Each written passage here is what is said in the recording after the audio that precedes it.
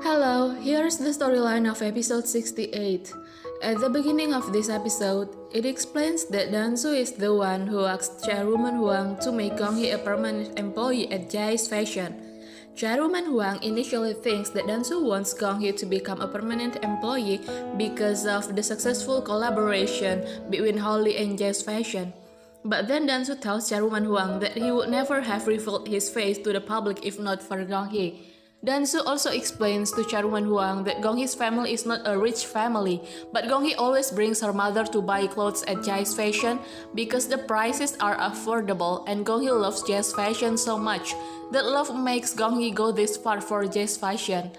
According to Dansu, it would be a great loss if the company does not make Gong-hee, who is very competent, a permanent employee. Seeing Dansu care about the company and employees makes Chairwoman Huang serious about appointing Dansu as her successor. But Dansu wants a challenge. He wants Min-ki to also be appointed as a candidate for the successor to Jai's Fashion.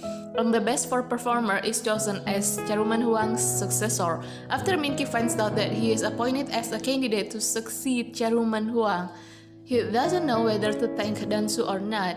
But one thing is for sure, he won't give Dansu any space if he is chosen to succeed Chairwoman Huang. Then, the early storyline tells about Dansu, who feels that Gong-hee is indeed surprised by the fact that he is Chairwoman Huang's grandson.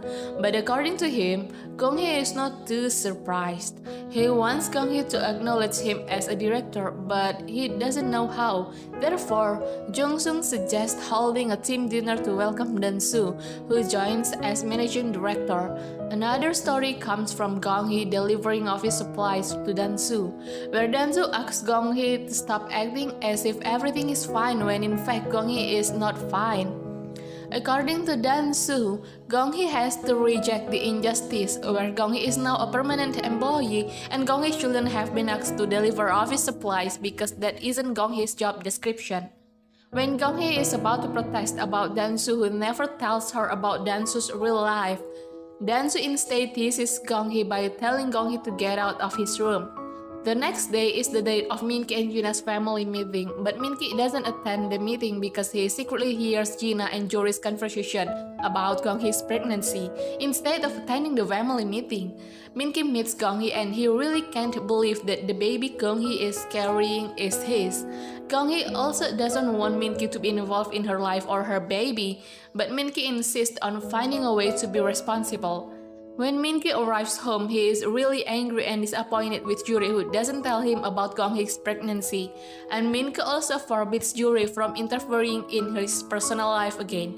In this edition, Min-ki also tells Jina via phone call that he can no longer spend his whole life with Jina. He cannot marry Jina and this is the end of their relationship.